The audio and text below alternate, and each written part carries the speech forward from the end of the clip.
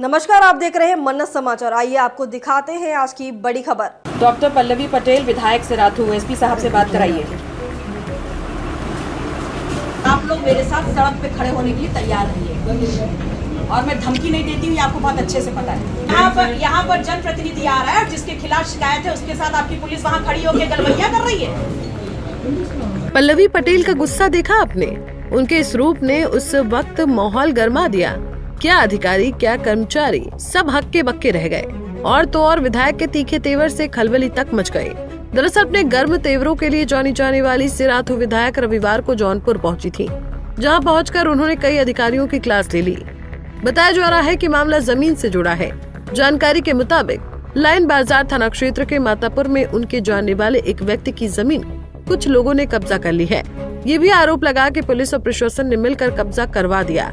इस पर पल्लवी पटेल आग बबूला हो गई। उन्होंने तहसीलदार और थाना अध्यक्ष को खूब सुनाया। मीडिया से बात करते हुए कहा कि यूपी में कानून का राज नहीं है। बता दें कि इस दौरान सिराथू विधायक पल्लवी पटेल ने एसपी को भी फोन लगाया और एसपी से बात करवाने को लेकर तीखा अंदाज दिखाया और फोन पर एसपी द्वारा फोन अटेंड करने को ड्यूटी बताया। बात करिए एसपी साहब से, बोलिए डॉक्टर पल्लवी पटेल सिराथू। मामले को लेकर पल्लवी पटेल ने मीडिया से भी बात की और अधिकारियों को जमकर कोसा। खुद सुनिए उन्होंने क्या कहा। असल में इस सरकार में जो आमतौर पर देखा जा रहा है कि अधिकारी इतनी ज़्यादा मीटिंग्स में बिजी रहते हैं जिसका आउटकम जनता को नहीं दिख रहा। और इस सरकार में जो प्रशासन है और जो बेसिकली पुलिस है वो इतनी ज़्यादा बेलगाम हो चुकी है कि भारतीय जनता पार्टी की सरकार में जो हर तरफ सावन दिखाई दे रहा है ना, उसमें हर इस सूबे के हर जनपद में हर गली में बहुत ही ज़्यादा सामंती सोच वाले छुटभइये जो भूमाफिया हैं वो कुकुर मुत्ते की तरह उग गए हैं। और उनका सिर्फ यही काम है कि पुलिस को अपने कंट्रोल में लेके मैनेज करके सिर्फ लोगों को परेशान करो और उनकी ज़मीनों को हथियाओ।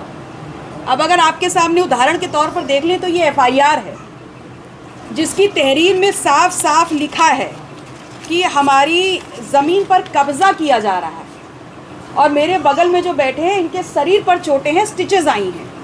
लेकिन जो एफआईआर दर्ज हुई है वो इसलिए दर्ज हुई है कि मामूली चोटें हैं और अशांति भंग ना हो, इसलिए एफआईआर दर्ज करी गई है। इसमें बीएनएस की धारा 329 कहाँ है? जिसकी ज़मीन पे कब्जा हो रहा है, जिसने तहरीर दी है और अपनी साफ क्लियरली मेंशन किया है कि ज़मीन पे कब्जा है, उसके परिवार को मारा गया है, सर पे स्टिचेस आती हैं, तो 117, 118 कहाँ है? 329 कहाँ है? और सबसे बड़ी बात, जवाबदेही किसकी है? यहाँ पर किसी की ज़मीन कब्जा की जाती है और एसओ खड़े होकर बोलता है कि एसडीएम साहब के ऑर्डर पर हो रहा है और एसडीएम साहब बोल रहे हैं कि मैं हाई कोर्ट में था इसलिए मेरा फ़ोन नहीं उठ रहा था। वो ऑर्डर कहाँ है? वो कौन सा ऑर्डर है जो किसी भी व्यक्ति को अपनी ज़मीन पर या दूसरे की ज़मीन पर दीवार खड़ी करने की परमिशन देता है? सामने जो एक परिवार रह रहा है उसको मार करके, उसको बुरी तरह आहत करके, कौन सा ऑर्डर है एसडीएम का? फिलहाल यूपी में जिस बात को लेकर सबसे अधिक सियासत हो रही है वो अधिकारियों के मनमाने रवैये को लेकर हो रही है। ऐसे में पल्लवी पटेल द्वारा अधिकारियों, सरकार पर निशाना साधने ने आग में घी डालने का काम किया है। अब देखने वाली बात होगी कि इस पर पुलिस प्रशासन क्या कहता है, लेकिन जमीन के इस मामले ने तूल पकड़ लिया है। खबरों में अब तक के लिए बस इतना ही। फिर होगी आपसे मुलाकात, तब तक के लिए नमस्कार और देखते रहिए मन्नत समाचार।